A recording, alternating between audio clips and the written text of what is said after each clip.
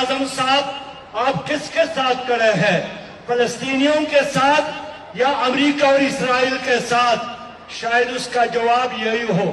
کہ ہم فلسطینیوں کے ساتھ بھی نہیں ہیں، ہم امریکہ کے ساتھ بھی نہیں ہیں، ہم سپہ سالار کے ساتھ کھڑے ہیں۔ جس طرح ہر جگہ وہ یہی کہتے ہیں کہ بچی قرض دیا سپہ سالار کی برکت ہے، لوگوں نے ہمیں سپورٹ دیا سپہ سالار کی برکت ہے۔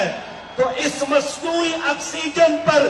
موجود حکومت سے کہنا چاہتا ہوں کہ یا غزہ کا ساتھ دو،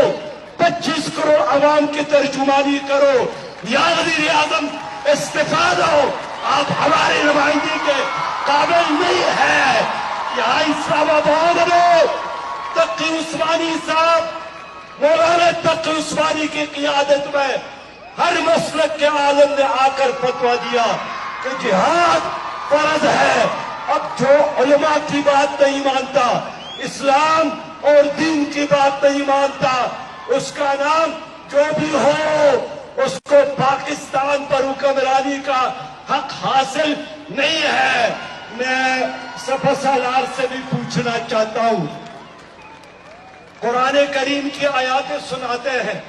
بڑی اچھی بات ہے، اپریشیٹ کرتا ہوں کہ قرآن کریم کی آیاتیں سناتا ہے، لیکن پتہ نہیں آپ نے سورہ توبہ کی وہ آیات اب تک کیوں نہیں پڑھی اور مطالعہ کیا ہے جس میں اللہ حکم دیتا ہے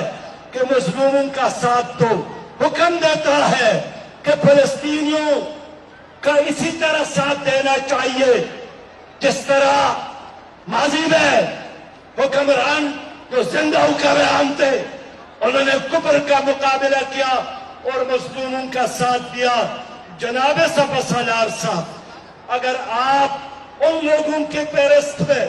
اپنا نام شامل کرتے ہیں جن کا نام ابن قاسم ہے، جن کا نام محمود غزنوی ہے، جن کا نام صلاح الدین ایوبی ہے،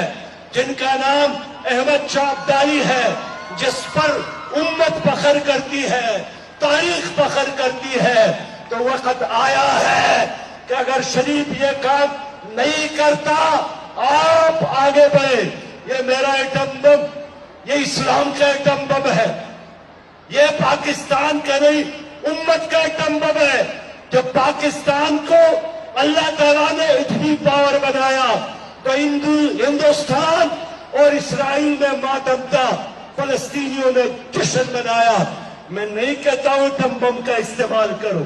لیکن میں یہ کہتا ہوں کہ کوئی دھمکی تو دو، بد دعائیں اور